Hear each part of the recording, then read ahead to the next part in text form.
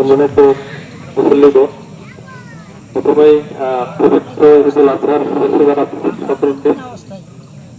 ঈদ মুবারক। সেই সাথে সকলকে সালাম নিবেদন করছি, আসসালামু আলাইকুম।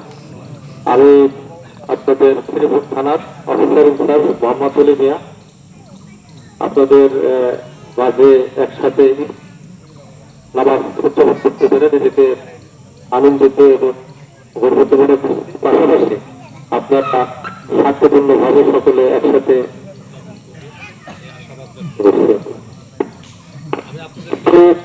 একটা বিষয় একটু জানাতে চাই যে আপনারা এই ঈদ উৎসবকে কেন্দ্র করে যারা আমাদের তরুণ প্রজন্ম আছেন যে মোটর সাইকেলকে ব্যবহার করছেন, এই সময় দেখা যায় যে রাস্তাতে বিভিন্ন জায়গাতে দুর্ঘটনা ঘটে যাচ্ছে। তো এ বিষয়ে সতর্ক হবেন। আর মোটর সাইকেলে আপনারা যে শব্দ দূষণ যে গাড়ি চালানা বন্ধ রাখবেন, এতে করে যারা এলাকার মুরব্বীগণ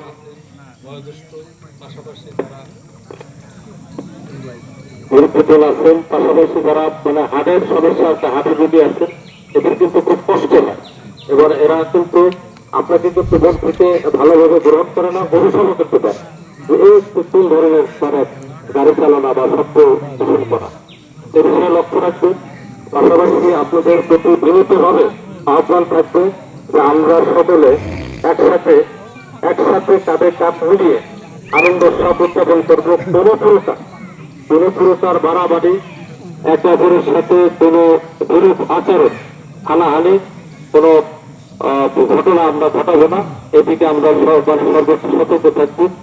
যারা এখানে সমস্ত ব্যক্তিবর্গ এসেছেন, যারা বাইরে চাকরি করেন বা এলাকায় ঈদ উপলক্ষে উদযাপন করতে এসেছেন, এই শ্রীপুর উপজেলা শ্রীপুর থানা অনেক সম্মানের এবং গর্বিত। এখানে মাগুরা জেলার সবচেয়ে শিক্ষিত জনের বসবাস এবং শিক্ষিত লোকদের এখানে আছেন এবং বড় পদস্থ কর্মকর্তারাও আপনাদের শ্রীপুরে আছে। এটা শ্রীপুরে যারা আপনারা আছেন সকলের জন্য একটা গর্বের বিষয়, গৌরবের বিষয়।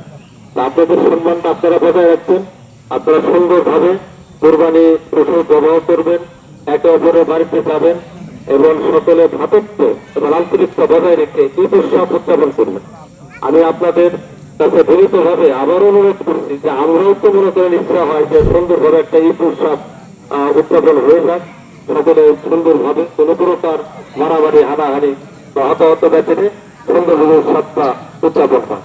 তা আমি আপনাদের সকলে সুস্বাস্থ্য মঙ্গল কামনা করছি। সকলকে পুনরায় আবারও ঈদ মোবারক জানিয়ে আমি আমার বক্তব্য শেষ করছি। সকলে ভালো থাকবেন। ঈদ মোবারক, ঈদ মোবারক, ঈদ মোবারক। আসসালাম।